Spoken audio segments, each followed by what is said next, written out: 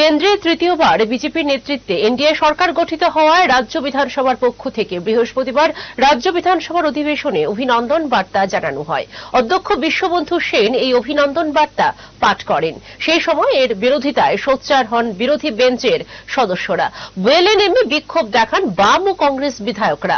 উল্টো দিকে treasury bench থেকে উঠে মোদি মোদি স্লোগান। বিরোধী বেঞ্চের সদস্যরা বেশ কিছুক্ষণ বিক্ষোভ দেখানোর পর বিধানসভার অধিবেশন কক্ষ ত্যাগ করেন। অধ্যক্ষ বিশ্ববন্ধু সেন সম্পূর্ণ অভিনন্দন বার্তা পাঠ করেন। পরবর্তী সময়ে বিরোধী বেঞ্চের বিধায়করা অধিবেশন কক্ষে ফিরে আসেন। Congratulatory motion is as follows. The general election for the 542 seats in the 18th Lok Sabha, now as one of the grand celebration of democracy in India, was completed last June.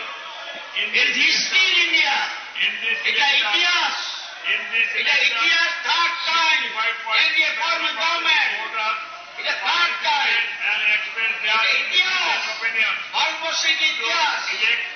Bharatbashik Itias. This assembly extends its heartfelt respect and congratulations to the electorate, all the elected representatives of the newly formed 18th Lok Sabha.